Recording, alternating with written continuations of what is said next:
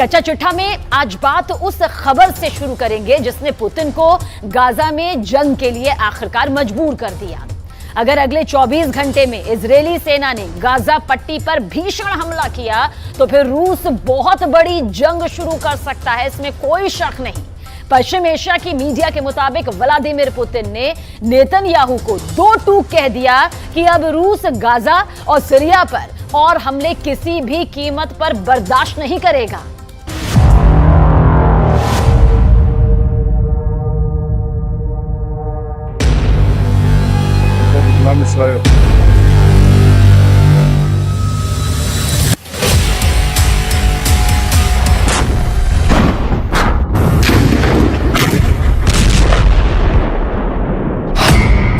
बंद करो गाजा में कदर, पुतिन की जंगी धमकी।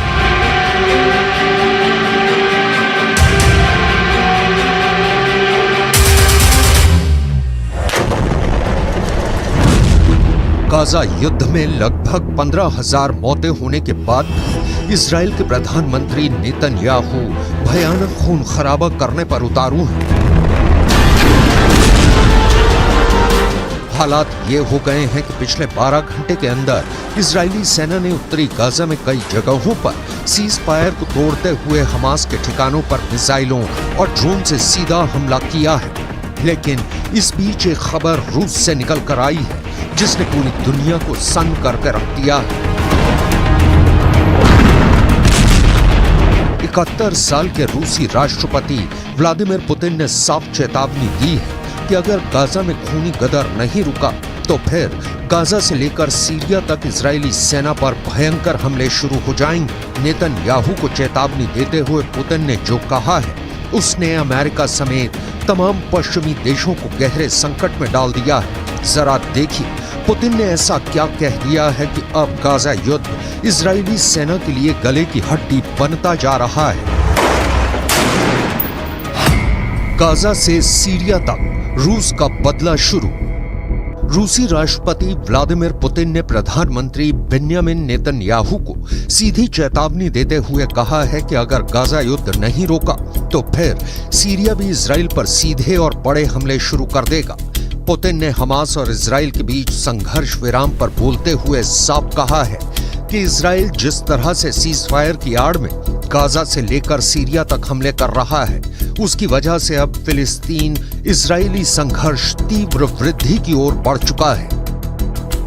पुतिन ने अपनी चेतावनी में यह खुलासा नहीं किया है कि क्या रूस की सेना सीधे तौर पर इजराइल के खिलाफ जंग में उतरेगी या फिर रूस ईरान और लेबनान के जरिए इजराइल पर बड़ा हमला करवाएगा।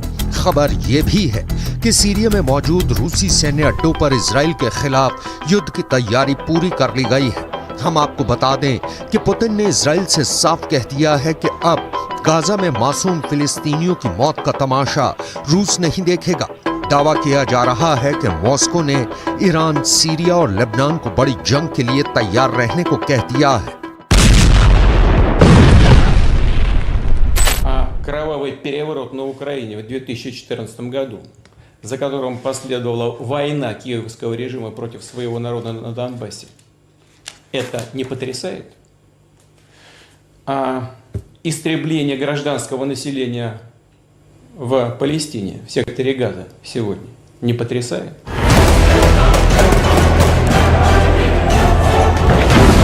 अब आप ये भी जान लीजिए कि जब से हमास और इजराइल के बीच सीज फायर हुआ है तब से उत्तरी गाजा, दक्षिणी गाजा और वेस्ट बैंक में ऐसा क्या हुआ है कि फिलिस्तीनियों और हमास के लड़ाकों को बचाने के लिए पुतिन को सीधे जंग के मैदान में उतरना पड़ा है। मिडिल ईस्ट और रूसी मीडिया के दावों के मुताबिक इजराइल ने पिछले 36 घंटे में हमास के एक बहुत बड़े कमांडर को सीज फायर के दौरान ही जबरदस्त हमले में मार डाला है। अब सवाल उठता है कि जब सीज फायर है तो फिर इजराइल डंके की चोट पर हमास के टॉप कमांडर या कहें लीडरशिप से जुड़े नेताओं को क्यों मार रहा है।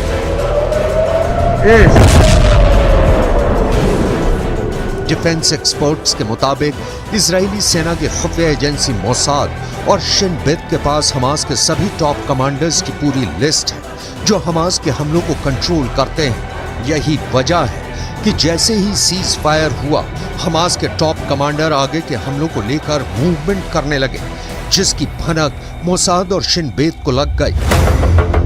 और फिर इजराइल की आईडीएफ ने खुफिया सूचना के आधार पर इन्हें मार डाला। यही नुकसान हमास पर बेहद भारी पड़ रहा है, जिसके खिलाफ अब पुतिन ने इजराइल को धमकी दी है कि अगर सीज फायर के दौरान गाजा या फिर सीरिया पर हमले तेज किए तो फिर ये युद्ध पूरी तरह से बेकाबू हो जाएगा और रूस चुप रहकर तमाशा बिल्कुल भी नहीं देखेगा।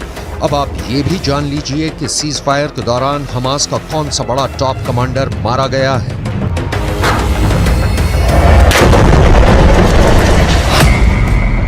हमास के 2 टॉप कमांडर्स को इजरायली सेना ने इस तरह से मारा है कि यही नहीं पता चल पाया कि उन्हें सीज फायर के दौरान मारा गया या फिर पहले मारा गया। हमास ने खुद 26 नवंबर को पुष्टि की है कि हमास के उत्तरी ब्रिगेड के 2 कमांडर मारे गए हैं। हमास के मुताबिक आईडीएफ ने उत्तरी ब्रिगेड के कमांडर अहमद अल घंडौर को हवाई हमले में मार डाला है। इससे पहले आईडीएफ ने हमास के कमांडर अहमद अल घंडौर को मारने की 3 बार कोशिश की थी। इसके अलावा हमास की उत्तरी ब्रिगेड में रॉकेट डिवीजन के कमांडर आयमान सियाम को भी आईडीएफ मार चुकी है। हमास के मिलिट्री विंग के मुताबिक हमास के कुल 5 सबसे टॉप अधिकारी मारे गए हैं। दावों के मुताबिक ये सभी टॉप कमांडर युद्ध विराम शुरू होने से मारे गए हैं, जबकि कुछ रिपोर्ट में दावा किया गया है कि सीज फायर के दौरान इजरायली सेना की स्पेशल फोर्स ने हमास के 5 कमांडर्स की टारगेट किलिंग की है।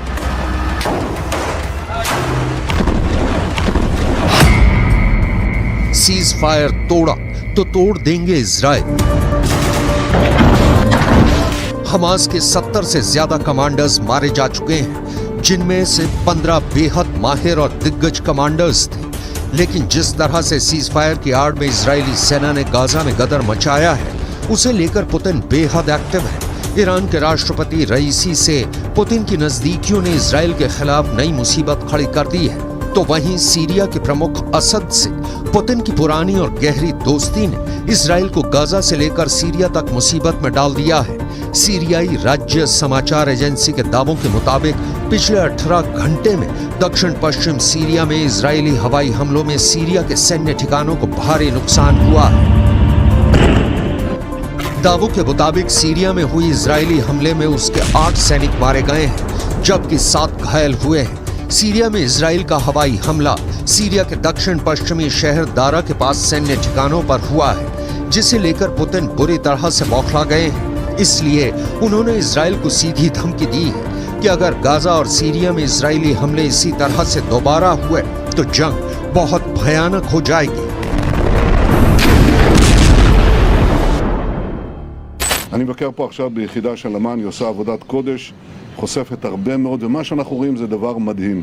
אנחנו רואים בעצם שהתושבים, האזרחים בעזה למעלה, מגנים על כל הטרוריסטים למטה. הם בנו עיר תת-קרקעית להגן על עצמם, והם מקריבים את האזרחים למעלה. זה בדיוק הפוך מצבא הגנה לישראל. צבא הגנה לישראל זה חיילים שמגנים על אזרחים, פה זה אזרחים שמגנים על... इधर हमास के द्वारा बंधकों की रिहाई के दौरान एक बड़ी हैरान करने वाली खबर सामने आ रही है। रूस को अपना सबसे वफादार दोस्त मानने वाले हमास ने रूसी बंधकों को लेकर ऐसा ऐलान कर दिया है जिसने पुतिन के कद को दुनिया भर में काफी ऊंचा कर दिया है। हमास के वरिष्ठ अधिकारी ने दावे के साथ ऐलान किया है कि हम रूस और राष्ट्रपति पुतिन का बहुत सम्मान करते हैं, इसलिए गाजा में बंधक रूसी नागरिकों को हमास बिना शर्त रिहा करने जा रहा है। हमास के टॉप लीडर ने पुतिन को सम्मान देते हुए बयान दिया है कि रूसी बंधकों को रिहा करके हमास पुतिन को सच्चे दोस्त होने का सम्मान दे रहा है।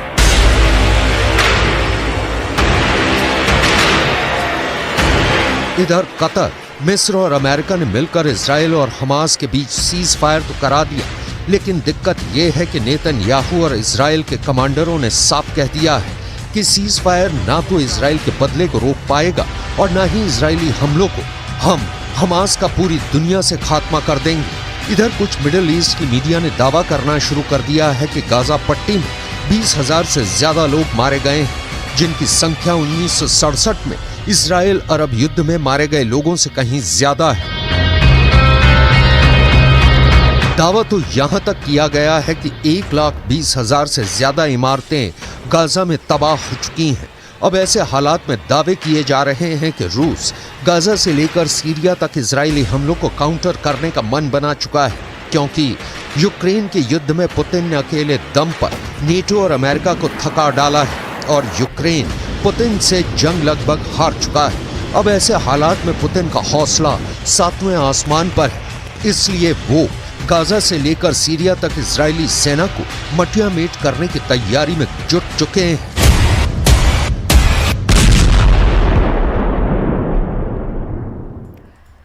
गाजा की आग अमेरिका तक पहुंच गई है और अब अमेरिका में 40 करोड़ बंदूक बड़ा खतरा बन गई। अमेरिका में करीब करीब हर नागरिक के पास बंदूक है। अमेरिका में अब गाजा को लेकर ऐसी बातें फैलाई जा रही है जिससे जो बाइडेन को यह लगने लगा है कि कहीं हमास का अगला हमला अमेरिका में ना बन जाए।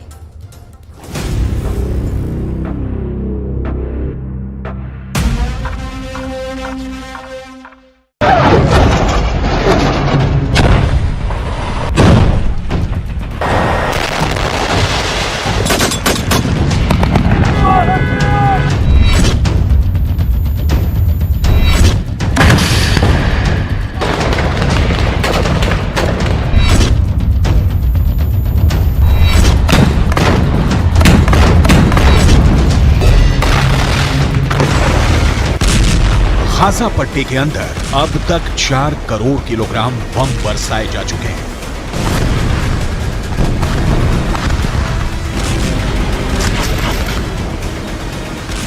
पूरा गाजा पट्टी जलकर राख हो चुका है, लेकिन इस आग ने अमेरिका के सामाजिक ताने बाने को भी जलाकर राख कर दिया है।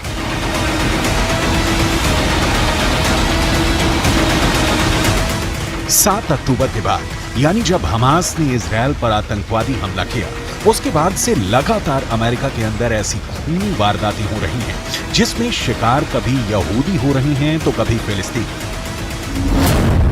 अमेरिका की आबादी 32 करोड़ 64 लाख है, लेकिन अमेरिका के अंदर आम लोगों के पास 40 करोड़ बंदूकें हैं। यानी अमेरिका में तकरीबन हर नागरिक के पास कम से कम एक बंदूक अवश्य है। और ऐसी स्थिति में अगर अमेरिका के अंदर सामाजिक सद्भाव बिगड़ रहा है तो जो बाइडेन के लिए ये बहुत मुश्किल की घड़ी है। ताजा खबर अमेरिका के वर्लिंगटन से है, जहां पर एक अमेरिकी नागरिक ने 3 फिलिस्तीनियों को गोली मार दी है। इस घटना ने एक बार फिर अमेरिका में फिलिस्तीन बनाम गैर फिलिस्तीन तनाव को भड़का दिया है। वर्लिंगटन में एक अमेरिकी नागरिक ने हिशाम और अतानी, तहसीन अहमद और किन्नान अब्दुल हमीद पर वर्मोंट विश्वविद्यालय के पास हमला किया है। अमेरिका के राष्ट्रपति जो बाइडेन और उनके विदेश मंत्री एंटनी ब्लिंकन लगातार यहूदी पुजारियों, यहूदी नेताओं और मुस्लिम धर्मगुरुओं के संपर्क में हैं। वो लगातार शांति स्थापित करने की कोशिश कर रहे हैं और बयान भी जारी कर चुके हैं, लेकिन इसका कोई असर देखने को नहीं मिल रहा है। अमेरिका में किस तरह फिलिस्तीनियों को गोलियों की बौछार का सामना करना पड़ा है, आपको आगे बताने वाले हैं। लेकिन सबसे पहले आपको अमेरिका के हालिया घटनाओं का पूरा विवरण देते हैं, जिससे ये साफ हो जाता है कि अमेरिका भी अब गाजा की आग से बच नहीं पा रहा है। ये तस्वीरें अमेरिका की ही हैं, जहां पर एक 6 साल के फिलिस्तीनी बच्चे का नमाज़े जनाजा पढ़ा जा रहा है। ये 6 साल का बच्चा एक अमेरिका के नागरिक के यहाँ किराए पर अपनी मां के साथ रह रहा था, लेकिन इस बच्चे को 71 साल के एक बुजुर्ग ने चाकू से 26 वार करके मार डाला। इस बच्चे के परिवारजनों ने रोते हुए अमेरिका की सरकार से प्रार्थना की है कि जो युद्ध गाजा के अंदर चल रहा है उसको अमेरिका में शिफ्ट ना किया जाए।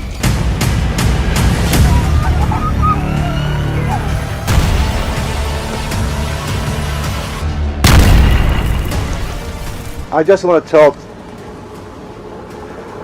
the whole world that we live in a country called the USA. We're not in war. And we're not bringing war here too. What happened that day for a gentleman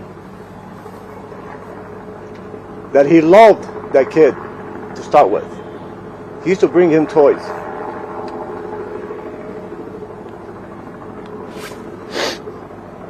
Now I want to ask anybody here, a 71-year-old man sitting on top of a 6-year-old kid, stabbing her more than 26 times, and he was looking in his eyes. You tell me, is that exaggeration? You tell me what type of man he can do that.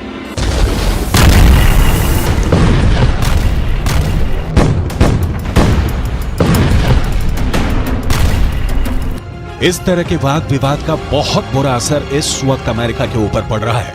America में लगातार सांप्रदायिक हिंसा के मामले बढ़ रहे हैं, खासकर यहूदियों और मुसलमानों के बीच टकराव बढ़ रहा है। अमेरिका के डेट्रॉयट में सिनेगॉग चलाने वाली एक यहूदी महिला नेता की चाकू मारकर बेरहमी से हत्या की गई। इतना ही नहीं, अमेरिका के न्यूयॉर्क से भी विचलित करने वाली तस्वीरें आई हैं। यहाँ एक विश्वविद्यालय की लाइब्रेरी के अंदर यहूदी बच्चे छुपे हुए थे और बाहर फिलिस्तीन के समर्थक नारेबाजी कर रहे थे।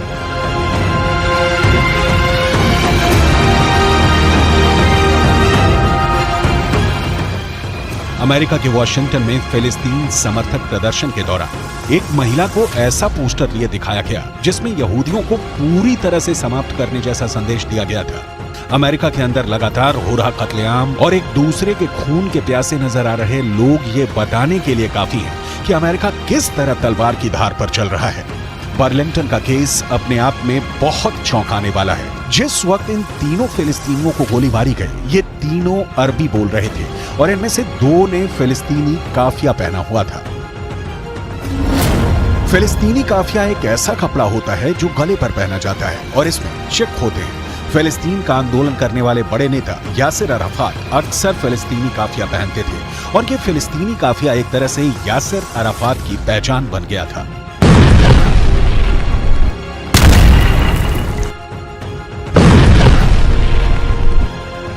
एक ब्रिटिश एक्टर और प्रेजेंटर इस्लाह अब्दुल रहमान फिलिस्तीन के लोगों के लिए सहानुभूति व्यक्त करने के लिए फिलिस्तीनी काफिया पहना था। ठीक ऐसा ही काफिया 2 फिलिस्तीनियों ने भी पहना हुआ था जिन पर गोलियां चली हैं। इसका मतलब साफ है कि गोली मारने वाले शख्स अमेरिका के नागरिक जेसन जे ईटन ने ये जानते हुए इन्हें गोली मारी कि ये फिलिस्तीन लिस्ट एनी मूल के नागरिक हैं। We have a lot more to do, however. Even with this arrest, we are still working. There is more investigation to be done, and that includes trying to determine motive. We still do not know as much as we want to know. But I would urge the public and you in the media to avoid making conclusions based on statements from people who know even less than we currently do. We are working hard to find out this information, and we are nowhere near the end of this investigation. Jason J Eaton को गिरफ्तार कर लिया गया है और उन पर case चलाया जा रहा है। अमेरिका की पुलिस लगातार जेसन जो ईटन के बैकग्राउंड को तलाश रही है। करीब 50 साल का जेसन एक किसान है और मुख्य तौर पर उसका पेशा खेती-बाड़ी है, लेकिन वो सोशल मीडिया पर भी एक्टिव है और वो फिलिस्तीन का समर्थन करने वाले अमेरिका के नेताओं के खिलाफ कई टिप्पणियां कर चुका है। अहम बात यह भी है कि जहां पर जेसन ने 3 फिलिस्तीनियों को गोली मारी है, वो जगह उसके अपार्टमेंट के पास ही है। जहां ये तीनों फिलिस्तीनी पढ़ते हैं, वो जगह भी अपार्टमेंट के पास है। क्या ये इलाका फिलिस्तीनियों के प्रदर्शन से प्रभावित रहा है, इसकी भी जांच की जा रही है। हमास के कमांडर याह्या सिनवार ने इजरायल को फिर से डरा दिया है। सिनवार ने इजरायल की भाषा में ऐसी बात कह दी कि बेन्यामिन नेतन्याहू बहुत टेंशन में है। दरअसल बंधकों की रिहाई के बाद अब कहा जा रहा है कि हमास ने इजरायल के सिर्फ 60 बंधक ही नहीं छोड़े, बल्कि इजरायल को 60 बार हरा भी दिया है।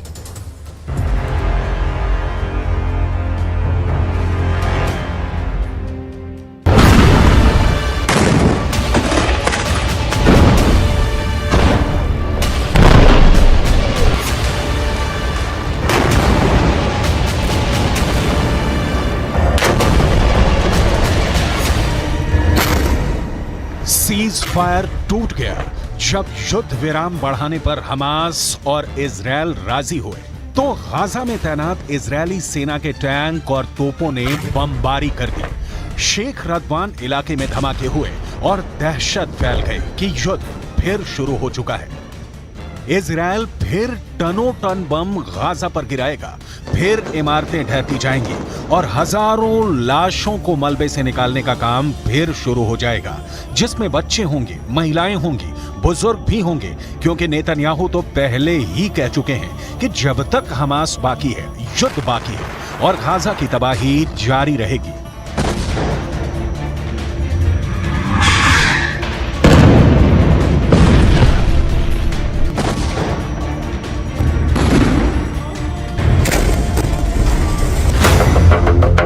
यानी सीज फायर की उम्र ज्यादा नहीं है और अब शेख रदवान में हुए हमलों ने बता दिया कि सीज फायर टूट गया है। युद्ध फिर शुरू होगा और हमास इस बार बिल्कुल नहीं बचेगा। लेकिन हमास को इसका डर नहीं, हमास के कमांडर को इसकी फिक्र नहीं, क्योंकि इजराइल की मीडिया में जो खबरें छाई उसने याया सिनवार का खौफ एक बार फिर पूरे इजराइल में फैला दिया है। क्योंकि याया सिनवार को लेकर जो खबर आई है वो वाकई बहुत चौंकाने वाली है। ये खबर सुरंग से आई है जहां हमास पूरी तरह एक्टिव है। ये खबर हमास के बंधकों ने बताई है, वो बंधक जिनको हमास ने रिहा किया है। और ये खबर नेतन्याहू के लिए बहुत बड़ा सिरदर्द बन चुकी है। हमास के कब्जे से रिहा हुए एक बंधक ने बताया कि जब गाजा में वो एक सुरंग में कैद करके रखे गए थे तब एक दिन अचानक सुरंग का दरवाजा खुला और उनके सामने एक व्यक्ति था जो याया सिनवार बताया जा रहा है। वो व्यक्ति इजराइल में बोली जाने वाली हिब्रू भाषा में बात करने लगा और उसने कहा कि तुम सब यहाँ हमास के कब्जे में महफूज हो, तुम लोगों को डरने की कोई जरूरत नहीं, तुम्हें कोई नुकसान नहीं होने दिया जाएगा। उसकी हिब्रू भाषा बोलने का लहजा बिल्कुल एक इजरायली व्यक्ति की तरह था। शुरू में उन्हें लगा कि इजराइल का कोई शख्स उनसे बात कर रहा है, लेकिन फिर एहसास हुआ कि यह हमास का कमांडर याया सिनवार ही है। המכונה הצה"לית עובדת במלוא העוצמה. יחיא סינואר מתחבא בבונקר שלו ונותן למפקדי השדה שלו, הטרוריסטים, למות בשטח. אצלנו המפקדים הולכים בראש הכוח, מובילים קדימה, מביאים להישגים ומנהיגים את הכוחות. याया सिनवार अब इजराइल के सिर पर चढ़ गया है। इसमें कोई शक नहीं कि गाजा की गलियों में जो युद्ध अब तक हुआ है उस पर याया सिनवार की छाप पड़ी हुई है। हमास का एक एक हमला याया सिनवार की सरपरस्ती में हो रहा है। ये बात इजराइल की फौज बहुत अच्छी तरह जानती है। नेतन्याहू ने गाजा पहुंचकर पहले ही बता दिया है कि चाहे सीज फायर रहेगा या फिर नहीं, इसका हमास को खत्म करने के उनके एजेंडे पर कोई फर्क नहीं पड़ेगा। वो पहले ही बता चुके हैं कि इजराइल पर हमला करने वालों को वो चुन चुन कर मारेंगे, हमास को जड़ से खत्म कर देंगे। צהריים הלוחמים הגיבורים שלנו. אנחנו עושים כל מאמץ להחזיר את חטופינו ובסופו של דבר נחזיר את כולם.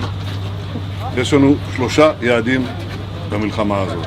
לחסל את החמאס, להחזיר את כל חטופינו ולהבטיח שעזה לא תחזור להיות קיום במדינת ישראל.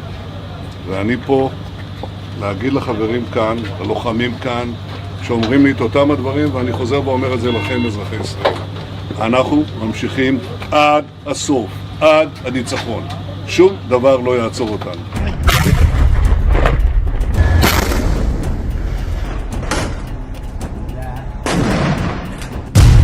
यानी हमास का पक्का इलाज होगा, हमास को पूरी तरह खत्म कर दिया जाएगा। इसकी 100% वाली गारंटी नेतन्याहू बार बार दे रहे हैं।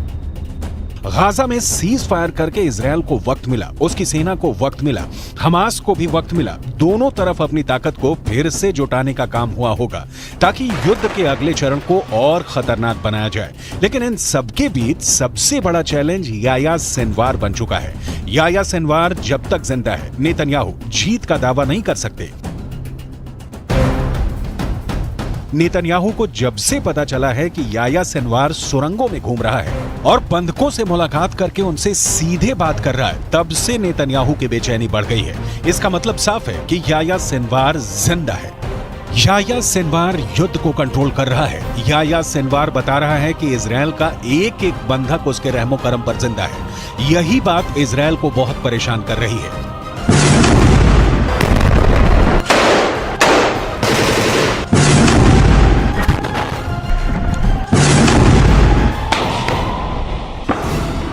याह्या सिनवार के ऑर्डर पर हमास कुछ भी कर गुजरने को तैयार है। सिनवार की बहुत ही खास स्ट्रेटजी है जिसके आगे अभी तक इजरायल नाकाम ही साबित हुआ है। 7 अक्टूबर को हुए हमले के बाद हमास के खिलाफ जंग में इजरायल के 2 मकसद थे। पहला, हमास के पास से करीब 250 बंधकों को आजाद कराना, जिसके लिए इजरायल को सीज फायर करना पड़ा, यानी उसका युद्ध और बमबारी काम नहीं आया, वो फेल हो गया। दूसरा मकसद, इजरायल हमास को जड़ से खत्म करना चाहता है, लेकिन अभी तक इसमें भी इजरायल फेल ही साबित हुआ है। יש היום הסכמה לאומית בכל מדינת ישראל שאנחנו חייבים להילחם ולנצח בגלל מה שקרה, בשביל העתיד שלנו וגם בשביל העתיד של העולם החופשי.